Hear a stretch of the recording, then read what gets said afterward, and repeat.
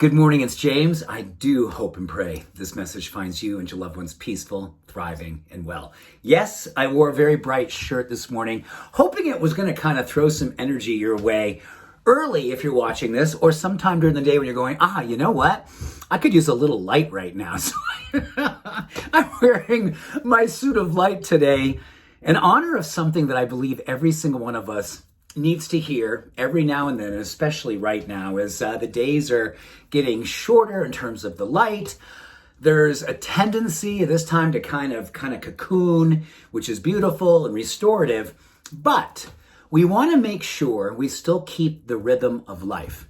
And before I go any further, I want to share with you a phenomenal, awesome quote from Marcus Aurelius, the Stoic philosopher, that talks directly to the power of rhythm. This is what he said thousands of years ago.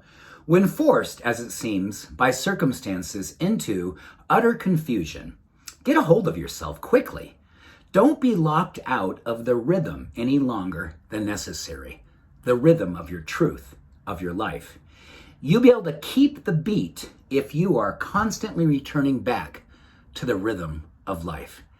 I love the fact that he said you would be able to keep the beat. Did he really say that a couple thousand years ago? Well, Marcus was really cool, so maybe he was totally in the flow that day when he wrote that. And what I mean in relationship to keeping the beat, having rhythm, is this relationship to mental health, emotional resilience, physiological vitality, everything that all of us need more and more these days.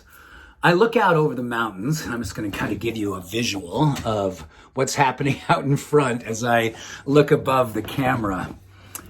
There is an opportunity each and every day to align with the rhythm of what they call the circadian rhythm. More and more research points to the fact that if we are aligned with the rising of the sun and the setting of the sun, we experience greater well-being on every level. And if we do not align with it, or we're very disconnected to it, we will absolutely experience more challenges, mental, emotionally, physically, absolutely spiritually. There's something about what happens each and every morning. And when you look at some of the research about some of the most, I'll call them famous, not famous like famous, but famous relationship to people who have great purpose and meaning. Inventors, entrepreneurs, spiritual leaders, all of them have some kind of connection to the circadian rhythm. They may not talk about it that way, but these are people, and this was a study that was done on over 1,000 people that are considered leaders. In leaners, they're leaning into the day, leaders in relationship to human potential. Every single one of these people had a morning ritual that got them out of bed up to 3 hours, but at least 2, but more often 3 hours before they began their workday, before they began their sort of service to the world. They had 2 to 3 hours where they were literally cultivating alongside of the rising of the sun. Why is that so critical? Well, neurochemically, there's a lot of goodness happening as the sun comes up. Even just before, as you start to see the light of the day breaking through in the morning, that is a magic window neurochemically. There's an opportunity to use some of the stress hormones and channel them into energy. There's an opportunity to move and meditate the time of the day, which studies suggest is a way of galvanizing a lot of what it is we want to be feeling, more peace, more possibility, being a change agent, being someone who actually aligns with their biggest and greatest potential, and then channels it into each and every day. And then at nighttime, feeling open to the idea of what I love to say is when the sun sets, when the sun goes down, power down. Anything that has a light switch, anything that has a power switch, anything that has blue light coming out of it, turn it off and go within. These experiences of aligning with their circadian rhythm, which is simply the rhythm of nature, the rhythm of the universe, the rhythm of God, the rhythm of light, it all is related to every single cell within our being. And when our cells feel as our consciousness are coming together as one, when we move with the rhythm of the sun, oh my goodness, the power that comes through us, in us, and as us is absolute.